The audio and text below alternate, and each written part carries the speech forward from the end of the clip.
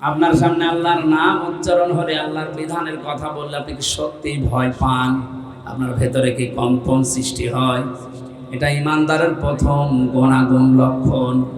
2 নম্বরে, আল্লাহর আয়াত যখন তাদের সামনে পড়া হয়, ওদের ইমান যা আছে আল্লাহ বলেন ইমানটা আরো বেড়ে যায়। বাড়ি যাওয়ার আগে তারা সিদ্ধান্ত নিয়ে যায়, আল্লাহ দুনিয়ায় একদিকে গেলেও আমি তোমার পথে থাকবো, ওয়া আলা রাব্বিহিম ইয়াতাওয়াক্কালুন। দুনিয়ায় একদিকে যাক, আমি তোমার উপরে ভরসা করে চলবো, এই সিদ্ধান্ত নিয়ে বাড়ি যায়। এই 3টা গুণ আমি আয়াতে বলেছি। 1 নম্বরে, আল্লাহর নাম শুনলে তাদের ভয় হয়, কলিজা কাঁপে। 2 নম্বরে, তাদের ইমান থাকলে ইমানটা আরো বেড়ে যায়। এই যে বেড়ে যায় সেটা টের পাবেন কি করে? আল্লাহ নবী বলেন, বাম স্তনের 2 আঙ্গুল নিচে একটা গোস্তের টুকরা আছে।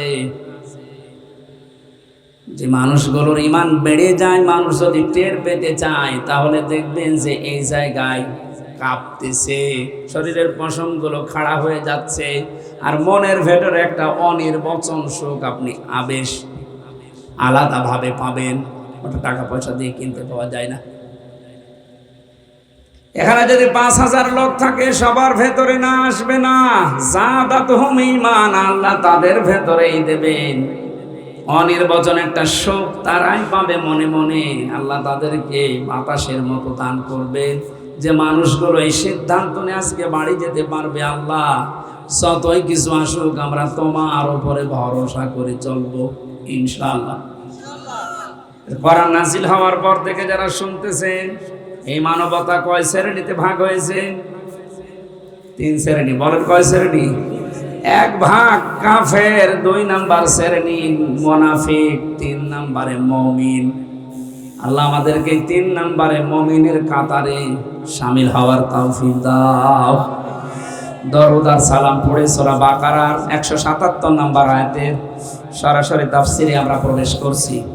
নামকরণ, বাংলা অর্থ এগুলো সব বাদ দিয়ে দিলাম, একবারে আমরা তাফসিরে যাচ্ছি। যে পৃথিবীতে অনেকেই আমরা মনে করি পশ্চিম দিকে মুখ ফিরিয়ে নামাজ পড়ছি, এইটা আমাদের ইবাদত। বছরে বছরে 1 মাস রোজা রাখছি, এইটাই আমার ইবাদত। সম্পদ আছে, বছরে বছরে হিসাব করে যাকাত দিয়ে দিচ্ছি, এইটাই আমার ইবাদত না।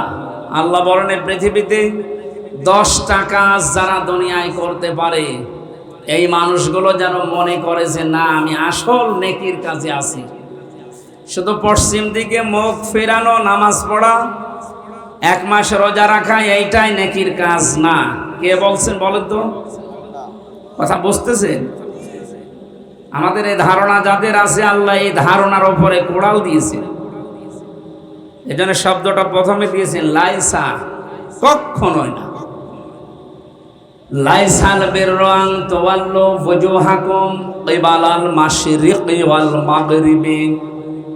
কেউ যদি মনে করে আমি পশ্চিম দিকে পূর্ব দিকে মুখ ফিরিয়ে নামাজ পড়ি, এটাই আমার হয়ে গেল নেকির কাজ, আল্লাহ বলেন কখনোই না, এটা নেকির কাজ আসল না। ওয়ালাকিন্নাল বিররা মান আমানা বিল্লাহ, আসল নেকির কাজ ওইটা যে লোকটা আল্লাহতে বিশ্বাসী। কিতে? এখন যদি বলেন আমি তো আল্লাহকে বিশ্বাস করি, আরে ভাই এটা তো আমি সেই কায়দা যখন পড়েছি তখন থেকেই পড়ে এসেছি, কিন্তু মর্ম বানিয়ে বিল্লাহ এটা বুঝি নাই। এখন বুঝতেছি যে কি বলেছিলাম সেই 2001 সালে। আমি ওই সময় ভর্তি হয়েছিলাম মাদ্রাসায়, ওই সময় কি বলেছিলাম তখন টের পাইনি, এখন টের পাচ্ছি যে বিল্লাহ কারে বলে। এখানে যারাই পড়েছেন ছোটবেলায় আমানতু বিল্লাহি কামা হুয়া বিআসমাইহি ওয়া সিফাতিহি ওয়া ক্বাবিলতু জামিয়া আহকামিহি ওয়া আরকানি, এটা কায়দা শেষে নেই? পড়েছেন না? কি পড়েছিলেন? সরাসরি বলছে একেবারে বাংলা ভাষায়। কেউ যদি বলে আল্লাহ আমি মুত্তাকি, আমি সাদিকিন, আমি নেককার, আল্লাহ বলেন তোকে দুনিয়ায় 10টা গুণ অর্জন করা লাগবে। এখানে যারাই বসে আছেন, শুধু বড় বড় জামা গায়ে দিয়ে, পাগড়ি মাথায় দিয়ে, জুব্বা গায়ে দিয়ে যদি মনে করেন হাতে আমার তসবিহ আছে, আমি নেককার হয়ে গেছে, আমি মুত্তাকি, আমি আল্লাহর ওলি, আল্লাহ বলেন না, 10টা গুণ তোর ভেতরে থাকা লাগবে, তাহলে আমি আল্লাহর ভাষায় তুই সাদিকিন, সত্যবাদী, তুই ইমানের দাবিতে সত্যবাদী, তুই মুত্তাকি। আর মুত্তাকিদের জন্য আমার বাগান, আমার জান্নাত আমি বানিয়েছি। আলোচনাটা খুব গুরুত্বপূর্ণ। এখন থেকেই শুরু করা লাগবে এই 10টা গুণ অর্জন করার। 1 নম্বরে গুণ হচ্ছে আল্লাহ বিশ্বাসী। কিসে? আল্লাহকে যদি বলে আমি ঈমান এনেছি, আল্লাহ তোমার উপরে বিশ্বাস করি, এই পৃথিবীতে কমপক্ষে তাকে 4টা কাজে আঞ্জাম দেওয়াই লাগবে, যেটা কায়দায় পড়ানো হয় ছোটবেলায়। আল্লাহ বলেন আমানতু বিল্লাহ। কেউ যদি বলে আল্লাহ আমি ঈমান এনেছি আল্লাহর উপরে, কোন আল্লাহ? কামা হুয়া, যার অস্তিত্ব আছে। লালমনিরহাটবাসী আমরা এমন আল্লাহকে বিশ্বাস করি যার অস্তিত্ব নেই। আমার ভাষাটা কঠিন হয়ে যাচ্ছে। আমরা কি এমন আল্লাহকে বিশ্বাস করি যার অস্তিত্ব নেই? বলেন। আমানতু বিল্লাহি বলার পরেই তো বলা হয় কামা হুয়া, আমি এমন আল্লাহকে বিশ্বাস করি যার অস্তিত্ব আছে। এতটুকু আপনি শেষ করেননি, দ্বিতীয় বাক্যে বলেছিলেন বিআসমাইহি, আমি এমন আল্লাহকে বিশ্বাস করি যার নাম আছে। কি আছে? এখন যদি বলেন অন্যান্য জাতি যারা আছে, আপনি হিন্দুদেরকে বলেন, খ্রিস্টানদেরকে বলেন, বৌদ্ধদেরকে বলেন, ইহুদিদেরকে বলেন, ওরাও এগুলো মানে। ওরাও বলে আমরা আল্লাহকে বিশ্বাস করি, তার অস্তিত্ব আছে। হয়তো আমরা যাকে বলছি আল্লাহ ওইটা ওরা বলছে না, ওরা 33 কোটি দেবতা মনে করেন, ওদের অস্তিত্ব নেই। বলেন না কেন? তাহলে আমাদের কথা প্রথম, ওদের কথার সাথে মিল আছে। দ্বিতীয় নম্বরটা বিআসমাইহি, আমরা এমন আল্লাহকে বিশ্বাস করি যার নাম। বলেন বলেন। হিন্দুদের বলেন, ওরাও বলবে আমরা এমন দেবতায় বিশ্বাস করি যার নাম আছে। আপনার দেবতার নাম কয়টা? আমাদের আল্লাহ যাকে বলি তার নাম কয়টা বলেন তো? 5000। 99টা শুধু কায়দার পেছনে আছে। তাফসিরের ভাষায় আমি পেয়েছি আল্লাহর নাম আছে 5000। আপনি 5000 শুনে সুবহানাল্লাহ বলছেন। হিন্দুদেরকে বলেন আপনাদের দেবতার কয়টা? ওর 33 কোটি। তার মানে ওদের যে দেবতা, আমাদের যে মালিক, যে আমরা বলি আল্লাহ, তার অস্তিত্ব আছে, ওদেরও অস্তিত্ব আছে, ওদেরও নাম আছে, আমাদেরও নাম আছে।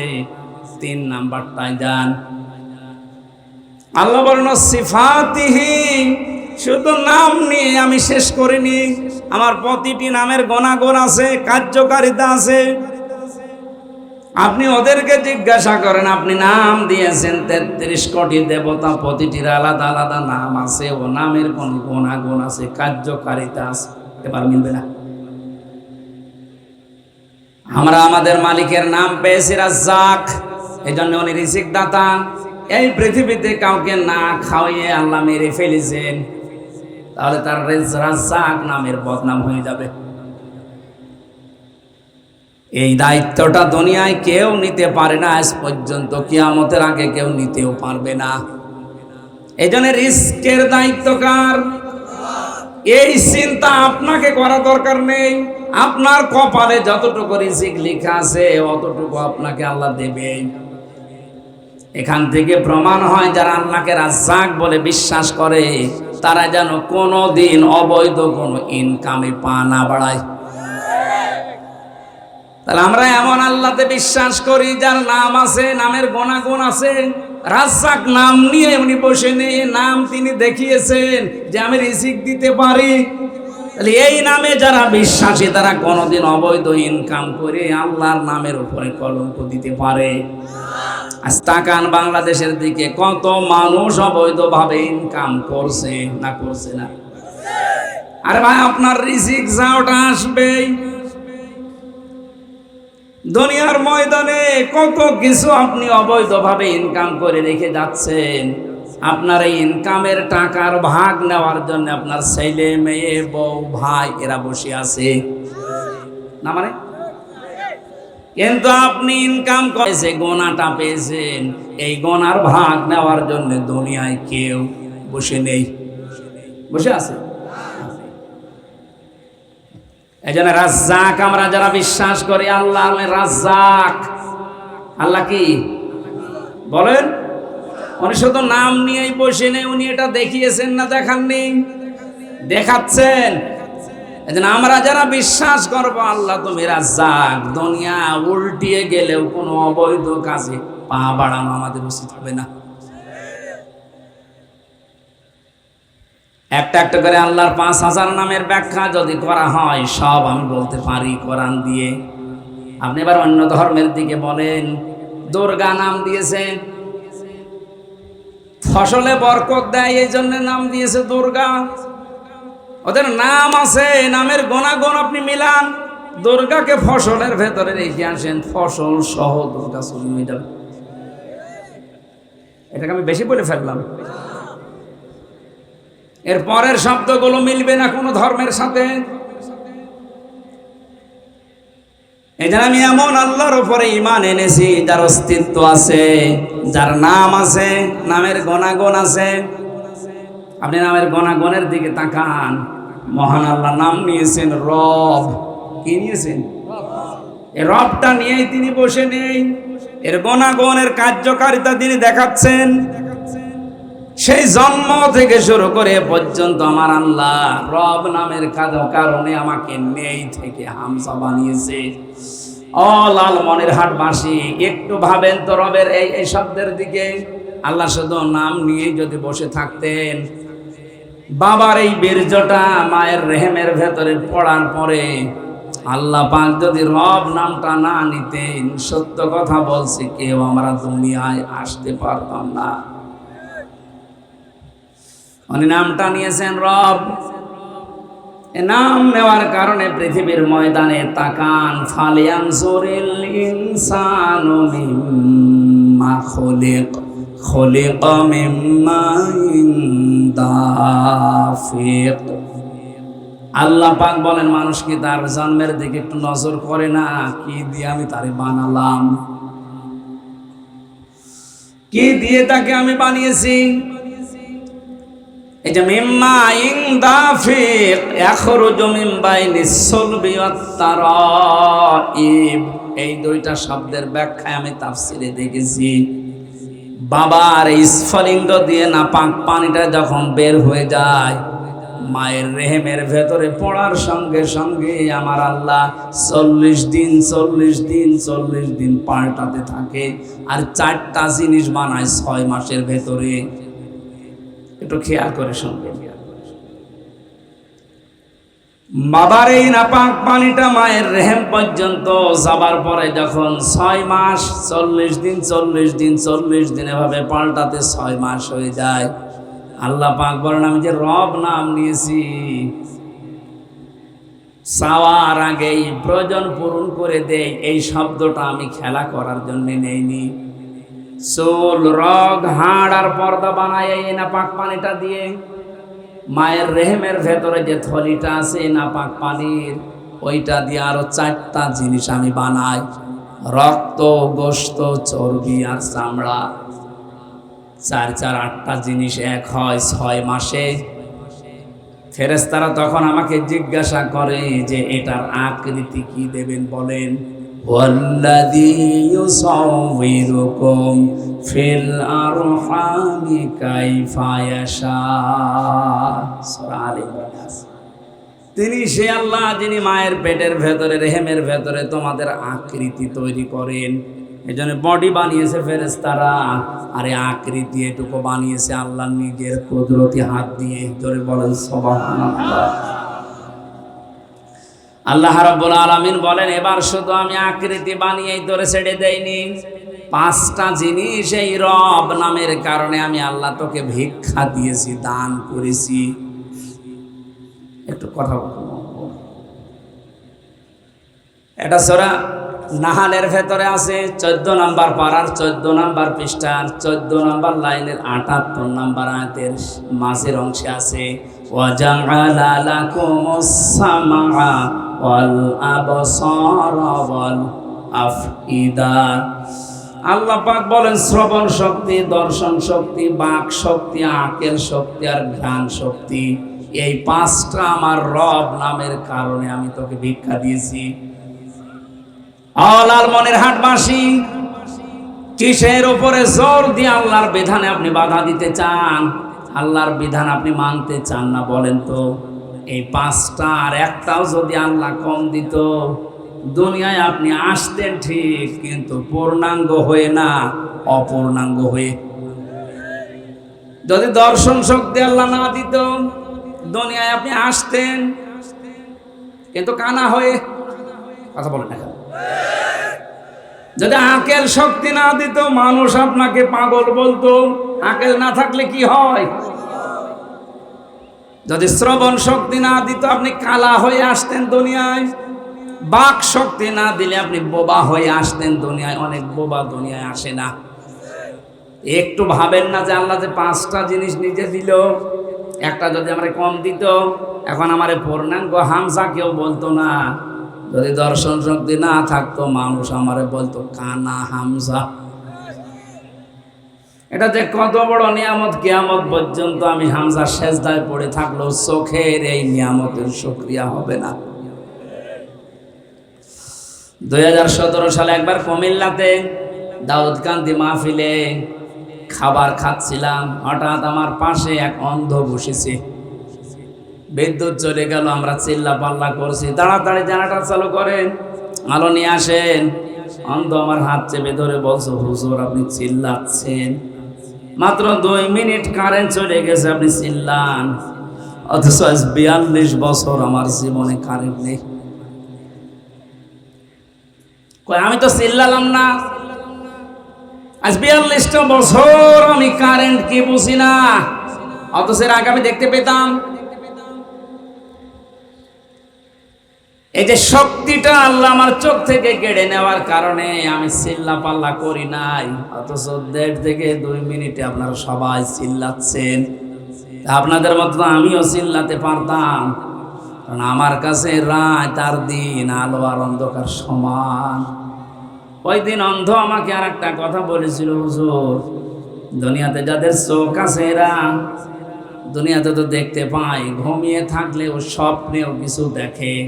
আর আমরা যারা অন্ধ এমনি তো দেখতে পাই না, ঘুমিয়ে থাকলেও স্বপ্নেও দেখি না, আর স্বপ্নে শুধু আওয়াজ শুনি। আমরা শুধু জীবনে শুধু আফসোস যে কিছু পেলাম না, কিছু পেলাম না, কিছু পাননি। মানে এই যে চোখটা পেয়েছেন, কিয়ামত পর্যন্ত আল্লাহর শুকরিয়া আদায় করে শেষ করতে পারবেন? আল্লাহ বলেন এই 5টা জিনিস যখন আমি দান করি তখন 13টা হয়। 8 5 13টা এক জায়গায় হওয়ার পরে আমি তখন পূর্ণাঙ্গ রূপ দেই। এই যে ছেলে হবে না মেয়ে হবে, এই সিদ্ধান্তটা আমি আল্লাহর পক্ষ থেকে আসে। সুতরাং মেয়ে হলে যাদের মন খারাপ হয়, এদের বড় উপরে রাগ না, রাগ কার উপরে? আল্লাহর কোন সিদ্ধান্তে কেউ যদি রাগ করে, ওর ঈমান থাকবে? এজন্য বড় উপরে রাগ করার বিষয় না। ছেলে হোক আর মেয়ে হোক যেন সুস্থ হয়, এটা দোয়া করেন। আল্লাহ তুমি যেইটা দিয়ে রাজি হও তোমার ব্যাপার, কিন্তু তুমি আমাকে সুস্থ সন্তান দিও। একটা অসুস্থ সন্তান যদি হয়, ভাই বাবা আমার মনে হয় দুনিয়াটায় জাহান্নাম হয়ে যায়। আপনি টের পান না? মাঝে মাঝে দেখেন না? আল্লাহ রাব্বুল আলামিন বলেন, আল্লাহু আখরাজাকুম মিন বুতুনি উম্মাহাতিকুম লা তা'লামুনা শাইআ। 8 5 13টা জিনিস 6 মাসের ভেতরে আমি একত্রিত করে ফেলি, তখন আস্তে করে বাচ্চার আকারে আমি পৃথিবীতে তোকে নিয়ে আসার জন্য সিদ্ধান্ত নেই ফেরেশতাদের দিয়ে। আমার প্রশ্ন আসে, মানুষের দুনিয়াতে আসার সর্বনিম্ন বয়স কতদিন? আপনারা কি এই কবরের মতো হয়ে গেলেন? বুঝতেছেন কথা? দুনিয়াতে আসার সর্বনিম্ন বয়স কতদিন? 6 মাস। কতদিন? 6 মাসের আগে আপনি দুনিয়া আসতে পারবেন না। এখন যদি বলেন কই বিয়ে হয়েছে 3 মাস, সন্তান চলে এসেছে দুনিয়ায়, বুঝতে হবে ওটা হয়তো আসল বাবার না, ওটা আগের বাবার। এটাকে আমি বানালাম। এখানে একটা তথ্য আছে, এবার শোনেন। আল্লাহ রাব্বুল আলামিন বলেন হামালাতুহুম কুরহা ওয়া ওয়াদাআতুহু কুরহা ওয়া হামলুহু ওয়া ফিসালুহু 30 শাহরা। সূরা আহকাফ 26 নম্বর পারার 2 নম্বর পৃষ্ঠা 13 নম্বর লাইনের 14 নম্বর আয়াতের মাঝের দিকে আছে 15 নম্বর আয়াতের।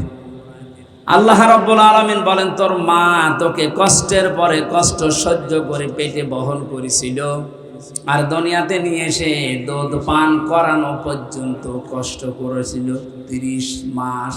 কয় মাস? এই যে সালাসুনা শাহরা, কত মাস বলেন বলেন?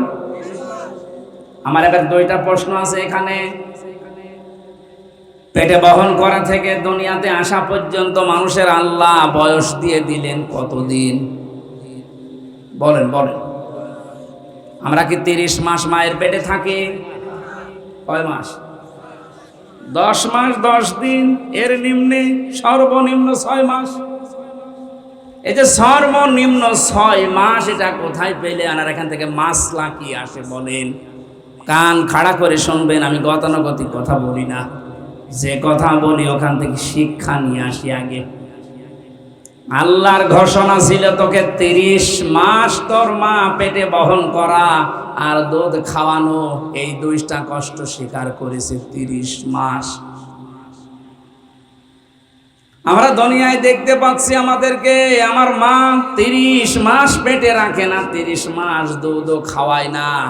এবারে আয়াতের ব্যাখ্যা আল্লাহ নিজে দিয়েছেন সূরা বাকারার 233 নম্বর আয়াতে, ওয়াল ওয়ালিদাতু ইরদি'না আওলাদাহুন্না হাওলাইনি কামিলাইনি লিমান আরাদা ইয়তিম্মার রাদা। ভালো করে খেয়াল করে, হে পৃথিবীর মায়েরা, এখানে আলেম যারা আছে ভালো করে দেখবেন, হে পৃথিবীর মায়েরা, তোমাদেরকে আমি আল্লাহ আদেশ করলাম সন্তান যাদের আছে দুনিয়াতে তাদেরকে কমপক্ষে 2 বছর দুধ খাওয়ানো লাগবে। এই আদেশ কার? কাকে করলেন? আপনারা আলেম না এখানে কে কি কোরআন শরীফ পড়েন? আমি ভুল বলছি তারপরও বলছেন ঠিক আছে। এরকম জায়গায় ওয়াজ করা তো সহজ।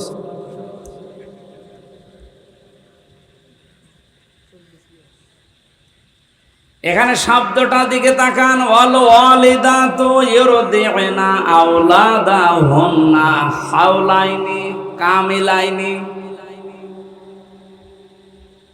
এটা হাওলাইনি কামিলাইনি শব্দ বচন।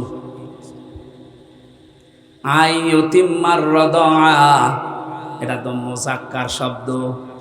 আল্লাহ কোন মাকে দুধ খাওয়াও সন্তানকে 2 বছর কোরআনে বলেননি, বলেছে দায়িত্ব বাবার। মুযাক্কার দিয়েছে, মুআন্নাস আল্লাহ দেয়নি। তাহলে দুধ খাওয়ানো এ দায়িত্ব বাবার না মার? বাবার কোনো মেশিন পত্র আছে? খাওয়াবে কি দিয়ে? তাহলে আল্লাহর আয়াত ভুল। কোন মা জন্মের পরে যদি সন্তানকে দুধ না খাওয়ায় মায়ের গোনা হবে না, কারণ এ দায়িত্বটা মায়ের না, এ দায়িত্ব কার? বলেন। আপনার উচিত আপনার সন্তানকে দুধ খাওয়াচ্ছে আপনার স্ত্রী, তাকে শুকরিয়া জানানো, ধন্যবাদ জানানো, তার পেছনে খরচ করা। এই জন্যই তো নবীজির ওই জামানায় আমরা দেখেছি সন্তান হওয়ার পরেই তায়েফ থেকে মায়েরা এসে টাকা পয়সা দেওয়ার মাধ্যমে তাদেরকে দুধ খাওয়াতো। এমনকি নবীজি মুহাম্মদ রাসূলুল্লাহকেও দুধ খাওয়াইয়েছে, দুধ মায়ে হালিমাতুস সাদিয়া। আমি আবার বলছি, এখান থেকে যে শিক্ষাটা এখনো বের হয়নি, ভালো করে খেয়াল করেন। তাহলে হাওলাইনি কামিলাইনি মানে 2 বছর। কয় বছর? এই আয়াত দ্বারা প্রমাণ হয় দুধ খাওয়ানো লাগবে সর্বনিম্ন 2 বছর, এর ঊর্ধ্বে হবে না। আপনি 2 বছর পর্যন্ত হয়, আমরা হিসাব করে দেখি 24 মাস। কয় মাস? সূরা আহকাফের এই 15 নম্বর আয়াতে আল্লাহ ঘোষণা ছিল কি? সালাসুনা শাহরা, তোর মা তোকে পেটে বহন করা আর দুধ খাওয়ানো সব মিলে দায়িত্ব পালন করেছে 30 মাস। 30-এর ভেতরে 24 বাদ গেলে কত থাকে? এই যে মাসলা বিজ্ঞান এবং হাদিস দ্বারা প্রমাণ, এই পৃথিবীতে সন্তান মায়ের পেটে 6 মাস সর্বনিম্ন থাকায় লাগবে।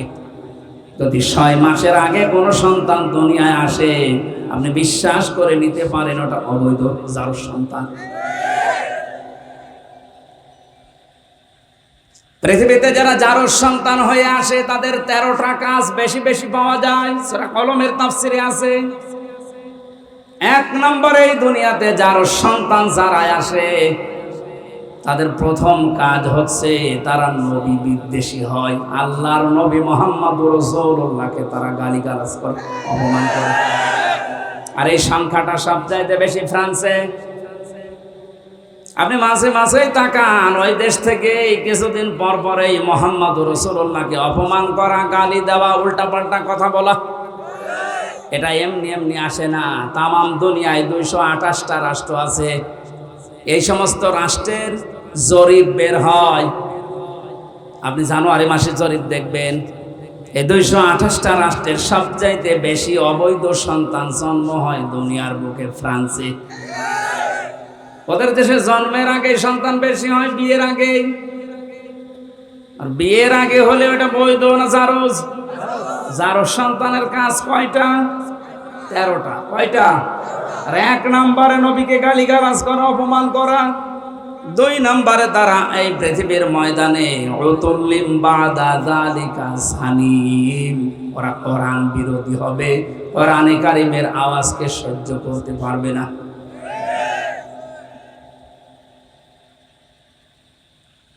আমার আলোচনাটা গভীরে গেছে, এই জন্য আপনারা ওইদিকে টের পাচ্ছেন না। পৃথিবীর ময়দানে জারজদের যে কাজগুলো, এই যে 6 মাসের কথা আমি বলছিলাম, আল্লাহ রাব্বুল আলামিন বলেন 40 দিন 40 দিন 40 দিনে বিভিন্ন আকার আকৃতি আমি কিন্তু দেই। সুম্মা খালাকনান নুতফাতা আলাকাতান ফাখালাকনাল আলাকাতা মুদগাতান ফাখালাকনাল মুদগাতা ইযামান ফাকাসাউনাল ইযামা লাহমা। এই বীর্যটা 40 দিনের পরে আমি আল্লাহ আলাক থেকে মুদগা বানাই। এরপরে রক্ত দিয়ে, চর্বি দিয়ে, চামড়া দিয়ে আস্তে আস্তে করে একটা বডি স্ট্রাকচার তৈরি করে আমি ঢেকে দেই। বাচ্চার আকারে 6 মাসের পরে যে কোনো একটা সময় তোরে দুনিয়ায় বের করে নিয়ে আসে। আয়াতের দিকে সবচাইতে বড় শিক্ষা আমি যেটা পেয়েছি মেয়েদের জন্যে, আজ 100 জনের 98টা মহিলারা এই আয়াতের বিশ্বাস হারিয়ে ফেলেছে। আল্লাহ ঘোষণা দিলেন যে বাচ্চার আকারে বের করে নিয়ে আসার দায়িত্ব হামজার। কার? আল্লাহু আখরাজাকুম। আল্লাহ বলেন আমি তোদেরকে বাচ্চার আকারে বের করব, ফি বুতুনি উম্মাহাতিকুম, তোদের মায়ের পেট থেকে। আজ হাজারো মহিলা সঠিকভাবে আর সন্তানগুলো স্বাভাবিকভাবে নরমালি আর জন্ম দিতে পারছে না। 100 জনের 98 জন এখন সিজার করা লাগছে। এই আয়াতের উপর থেকে তাদের বিশ্বাস উঠে গেছে। কারণ সন্তান দুনিয়াতে পেটে আসার পরে স্বামীকে খালি বারবার বলছে আমার সনো করো, আমার আল্ট্রাসাউন্ড করে দেখো এটা জন্ডিস না লেডিস। বারবার দেখতে দেখতে আমার মনে হয় পেটে সন্তান আসার পর থেকে 6 মাসে অনেক মহিলা 9-12 আল্ট্রাসাউন্ড করে। শেষে আল্লাহ পাক বলেন তোর দায়িত্ব আমি ছেড়ে দিলাম, যা। বীর্য থেকে শুরু করে 6 মাস পর্যন্ত আমার দায়িত্ব ছিল, এখন আর আমার উপরে তোর ভরসা নেই। তোর ওই হাইব্রিড জিনিস আমি কেটে বের করব। সম্মানিত মা বোনেরা, আজ পর্যন্ত শুনেছেন কোন কুকুরের সিজার লেগেছে? সিজার করা লাগবে না তা বলছি না, সিজার করার জন্য যে পদ্ধতিগুলো আছে ওইগুলো অনুসরণ করেন আপনি। নরমালে চেষ্টা করার পরে ডাক্তারদের বোর্ড বসবে, সিদ্ধান্ত দেবে ডাক্তারেরা, এরপরে সর্বসম্মতিক্রমে শেষ পর্যায়টা শুরু হবে। অথচ এখন চিন্তা ভাবনা নেই, নিয়ে যাবেন ভালো বউ কেটে ফুটো করে দেবে। আর একটা সিজার করার পরে আমার মনে হয় বাস্তবতা যেটা, ওটা সারাটা জীবন ওই মেয়েটার সাথে সংসার করা বড় কঠিন হয়ে যায়। আমার মা বোনের একটু ধৈর্য ধারণ করা দরকার। একটা কুকুরের দিকে তাকালে দেখা যায় প্রতি বছরে 5টা 7টা 10টা 12টা করে বাচ্চা জন্ম দিচ্ছে, কোনোদিন আজও সিজার লাগে নাই। ওর ভরসা, ওর তাওয়াক্কুল যতটুকু আল্লাহর উপরে, অতটুকু ভরসাও এখনো পর্যন্ত আমাদের আল্লাহর উপরে তৈরি হয়নি। নেই থেকে পূর্ণতায় পৌঁছিয়ে দেওয়ার দায়িত্ব যার, তার আরবিতে নাম রব। আরবিতে নাম কি বলেন বলেন? এ রবের উপরে যার যতটুকু ভরসা বাড়বে। আমার যে ছোট্ট মেয়েটা, আমি যখন 1 বছর ছিল ওই সময় চলে গেছি, ওই সময়ের কথা বলছি, সেই 20 সালে। ওরে আমি যখন উপরের দিকে একটু ছুঁড়ে মারি, যত উপরে তুলি এভাবে তত হাসাহাসি করে। আর আমার সবচেয়ে বড় মেয়েটা ওই সময় ছিল 7 বছর বয়স, এখন 10। ওরে যত উপরে একটু তুলে ধরে কান্নাকাটি করে। আমার বড় মেয়েটার বিশ্বাস আমার উপরে এই যে আমার বাবা আমার উপরের দিকে ছুঁড়ে মারলে আমি যেহেতু ভারী হয়ে গেছি, আমার ধরতে পারবে না। আর আমার যদি ধরতে না পারে, মাটিতে পড়লে আমি ব্যথা পাবো। ছোটটার ওই ভরসা না, আমার উপরে এত বিশ্বাস ওর, আমার বাবা উপরে যতই ছুঁড়ে মারুক নিচে হাত পেতে থাকবে। কথা বলছে না, আমার পড়তে দেবে না। আমার এই ফারিহা জান্নাত ছোট মেয়েটা যতটুকু বিশ্বাস আমার উপরে করে, আমরা বান্দা হিসাবে এখনো পর্যন্ত আল্লাহর উপরে ভরসা আনতে পারি না। আমার কথার অর্থ বোঝেন? জন্মের পর থেকে শুধু রব রব নাম শুনেছি। আমার আল্লাহর অস্তিত্ব আছে, নাম আছে, নামের গুণাগুণ যে আছে, কার্যকারিতা আছে, এটা আজ পর্যন্ত শুধু কায়দাই থেকে গেল। আমাদের প্র্যাকটিক্যাল লাইফে আজও সেট হইল না। একটা একটা করে 5000 নাম যদি আপনি কোরআন থেকে বের করতে পারেন আর মিলাতে পারেন, যাদাতুহুম ঈমানা, আপনার ঈমান মাস্ট বি বাড়বে। কোরআনের তাফসীর গুলো এই জন্য জাতির সামনে করা লাগে। আমরা যেহেতু ইমানদার, আমরা মুমিন, আমাদের ঈমান, আমাদের আমল এটা বাড়ানোর জন্য কোরআন কেন্দ্রিক আলোচনা দরকার। শুধু পূর্ব দিকে পশ্চিম দিকে মুখ ঘুরিয়ে ঢেপ দিলাম, সেজদা দিলাম, আমার ইবাদত হয়ে গেল, আমার নেকি হয়ে গেল না।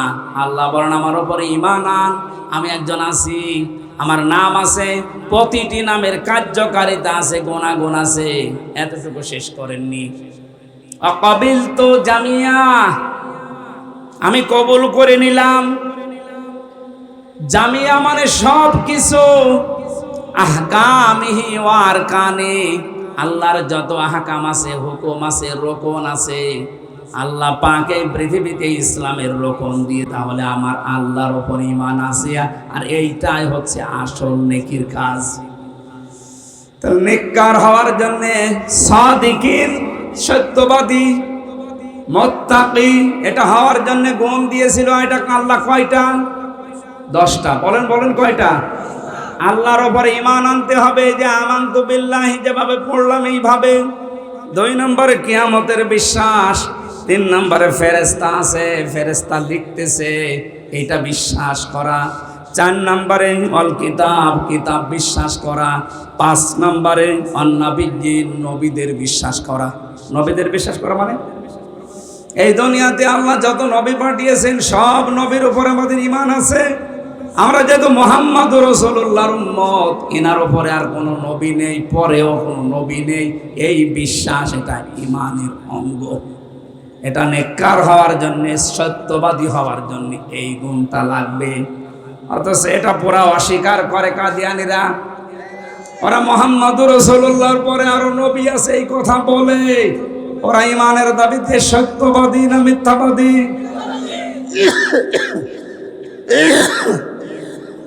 এজন্য রাষ্ট্রীয়ভাবে ওদেরকে কাফের ফতোয়া দেওয়া এটা জরুরি।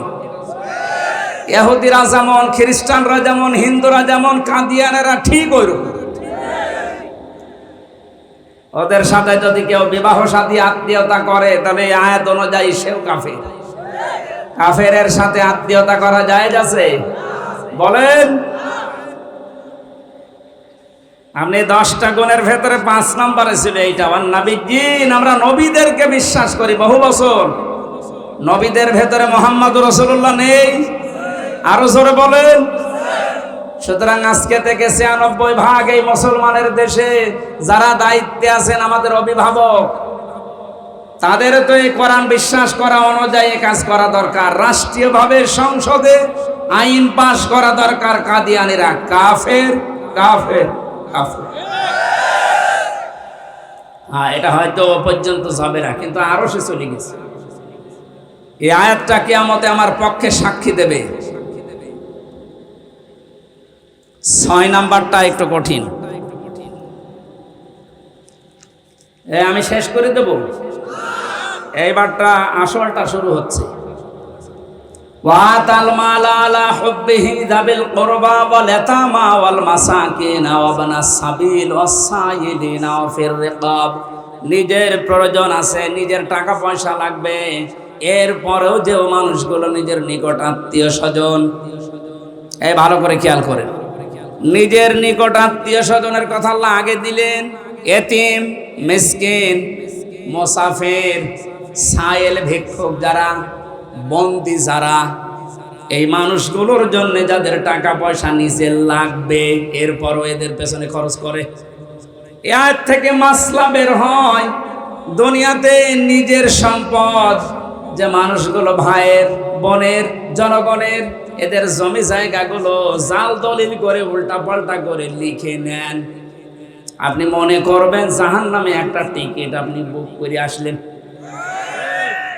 এদেশে তো নেই। এদেশের একজনের নাম শুনলাম, 1 জেলার 4 ভাগের 1 ভাগই তার। সবই তো বৈধভাবে পেয়েছে। যত টাকায় আপনি এদেশে বেতন পান না কেন, পুরা একটা জেলার 4 ভাগের 1 ভাগ আপনি কিনতে পারবেন? যে কিনেছে অবশ্যই 2 নম্বরে করি। এই আয়াত অনুযায়ী যে মানুষগুলো এভাবে অবৈধভাবে মানুষের জমি জায়গা ফাঁকি দিয়ে জাল দলিল করে উল্টা পাল্টা করে খাচ্ছেন, আপনি বিশ্বাস করে নিতে পারেন আপনি নামাজ পড়েন, রোজা রাখেন, হজ করেছেন, কিন্তু জাহান্নামে একটা টিকিট আপনার নামে বুক হয়ে গেছে। আমার তো এই আয়াত পড়ার পরে মনে হয় বাংলাদেশে 100 জনের প্রায় 70 জন এ রাস্তায় আছে। ওরা বোনকে আর ফুফুকে মনে করে এগুলো বাইরের সম্পদ, এদেরকেও যে টাকা পয়সার সম্পদ আদি বাবারটা দেওয়া লাগে, এটা জরিমানা মনে করে। তুমি ছেলে, তোমার যেমন বাবার সম্পদে ভাগ আছে, মেয়েটা ও বাবা কি ধার করে নিয়ে এসেছিল। এই জন্য বোনের সম্পদ দেওয়ার সময় যারা এই মনে করে যে যা সব দিয়ে গেলাম, তোর সম্পর্ক ধুয়ে মুছে গেল, আপনার সাথে আল্লাহরও সম্পর্ক ধুয়ে মুছে যাবে। ওয়াল্লাযীনা ইয়াসিলুনা মা আমারাল্লাহু আইয়ুসালা বিহি। এই আয়াত অনুযায়ী আল্লাহ নির্দেশ দিচ্ছে যাদের সাথে আত্মীয়তার সম্পর্ক আছে রক্তের, এটা ভালো করে খেয়াল রাখো, জোড়া লাগাও। ধর্ম বাপ পাতিস, ধর্ম বোন বছর বছর 3-4 বার করে যায়, আর নিজের আপন বোন, আপন ফুফু ও 10 বছরও একবার যায় না, গরিব বলে পরিচয়ও দেয় না, এমন মানুষ নেই? আপনি নামাজ পড়তে পারেন, রোজা করতে পারেন, দাড়ি বড় রাখতে পারেন, আপনি এখনো পর্যন্ত আল্লাহর সাথে সম্পর্ক ইমানের দাবিতে সত্যবাদী হতে পারেন।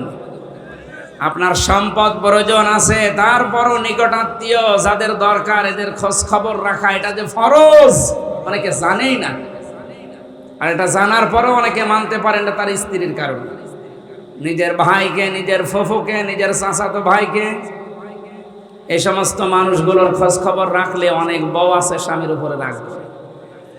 নবীজি বলেন, এই মেয়ে, যদি তুমি চাও তোমার স্বামীর হায়াত বেড়ে যাক, ও আরো বেশি দিন বেশি থাক, ওর সম্পদাদি, ওর সম্মান দুনিয়ায় আরো বেড়ে যাক, তাহলে স্বামীকে সব সময় পেছন দরজা দিয়ে এটা বলবার, স্বামী নিজের নিকট আত্মীয় স্বজনগুলো অন্তত ঠিক রাখো, এগুলোর সাথে সম্পর্ক তৈরি আরো বাড়াও।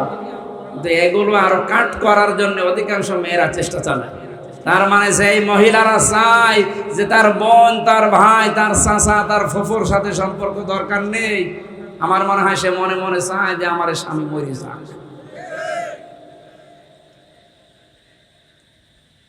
রংপুর বিভাগে এরকম মহিলা নেই?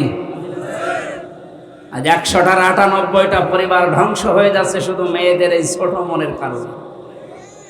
নিজের নিকট আত্মীয় স্বজন, মা বাবা, বোন, ভাই আসলে স্বামীকে দিয়ে বাজার করায়, আর যদি নিজের স্বামীর মা বাবা, বোন, ভাই আসে, স্বামী যদি একটু কিছু করে, অনেক মহিলার মন খারাপ হয়, রাগারাগি করে, বিছানা আলাদা করে ফেলে। এই মহিলা নামাজ, রোজা, হজ, যাকাত করতে পারে, তাহাজ্জুদ পড়তে পারে, ওই মহিলা জাহান্নামী, কারণ সে আল্লাহর সম্পর্ক ছিন্ন করে দিয়েছে। এজন্য নেককার যদি হতে চান, নিকট আত্মীয় যাদেরই আছে, রক্তের সম্পর্ক অন্তত যাদের, ফুফু, চাচা, এগুলো খুব খেয়াল করা দরকার। আর এগুলোর সাথে সম্পর্ক আমাদের বেশি খারাপ।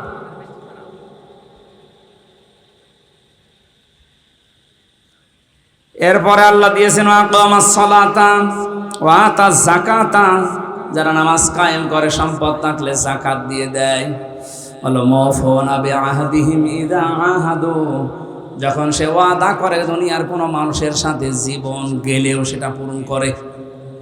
এই যে চেয়ারম্যান সাহেব যে সমস্ত ওয়াদাগুলো ভোট নেওয়ার আগে করেছে, উনি যদি নেককার দাবি করে, মুত্তাকি হতে চায়, ওই ওয়াদাগুলো এখন পুঙ্খানুপুঙ্খানু ওনাকে আদায় করা লাগবে। শুধু ওনার একা, এদেশে যত দায়িত্বশীল আছে সবার জন্য আপনি যদি সত্যি মনে করেন আল্লাহর কাছে আমি তাকওয়াবান, আমি সাদিকিন, আমি সত্যবাদী আল্লাহর কাছে, তাহলে যে ওয়াদায় যার সাথে করেন না কেন, অবশ্যই আপনার ওয়াদা জীবন গেলেও ঠিক রাখতে হবে। বিশ্বনবী একটা ওয়াদা ঠিক রাখতে গিয়ে 3 দিন 3 রাত এক জায়গায় বসেছিলেন, তারপর ওয়াদা ভুলে যাননি। এরপর আল্লাহ দিয়েছেন সাবিরিনা ফিল বাসাই ওয়াদ-দাররাই ওয়া হিনাল বাস, পৃথিবীর ময়দানে যে মানুষগুলো বিপদ আপদ আসবে কিন্তু ধৈর্য ধারণ করে, সচ্ছল অবস্থায়, অসচ্ছল অবস্থায় যারা ধৈর্যের পরীক্ষা দেয়, জন্মের পর থেকে শব্দটা আমিও শুনতেছি যে ধৈর্য ধৈর্য ধৈর্য। কি এটা? এই 3টা বছর জীবন থেকে না গেলে আমি টের পেতাম না। ধৈর্য কাকে বলে, কত প্রকার, কি কি, কিছু না হলো কিছু আমি টের পেয়েছি। যেন বাস্তবতায় আমাদের এখনো বিপদই আসে না, ধৈর্য ধরবেন কি? সচ্ছল অসচ্ছল অবস্থায় আমাদের উপরে যাই আসুক না কেন, যারা ধৈর্য ধারণ করে টিকে থাকতে পারে, ওভারকাম করার জন্য যারা চেষ্টা চালায়, এই 10টা গুণ আল্লাহ আমাদেরকে দান করেছেন, অর্জন করার জন্য আহ্বান জানিয়েছেন। উলাইকাল্লাযীনা সাদাকু, আল্লাহ বলেন 10টা গুণ যারা অর্জন করবে ঈমানের দাবিতে আমার নিকটে, তারা সত্যবাদী। তারা কি? সিদ্দিকে আকবরকে আল্লাহ পাকের নবী দিয়েছেন সিদ্দিক, মানে সত্যবাদী। সত্যি যদি এই 10টা গুণ কেউ দুনিয়াতে অর্জন করতে পারে, কিয়ামতের দিন সে সিদ্দিকে আকবর আবু বকরের সাথে জান্নাতে যেতে পারবে। উলাইকা হুমুল মুত্তাকুন, আল্লাহ পাক বলেন এরাই মুত্তাকি। মাসালুল জান্নাতিল্লাতী ওয়াইদাল মুত্তাকুন, আরে মুত্তাকিদের জন্য এমন এক বাগান আমি বানিয়েছি যে বাগানের বর্ণনা কোনো কান শোনে নাই, চোখ দেখে নাই, কোনো হৃদয়ের কল্পনাও কোনোদিন উদয় হয় নাই। আমাদের আসল টার্গেট যেহেতু ওইটা, এমন বাগান আল্লাহ বানিয়েছে মুত্তাকিদের জন্যে, কোনো কান শোনে নাই, চোখ দেখে নাই, হৃদয় কল্পনাও আসে নাই। ওই বাগান আল্লাহ আমাদেরকে যেন 10টা গুণের মাধ্যমে দান করেন, বলেন আমিন।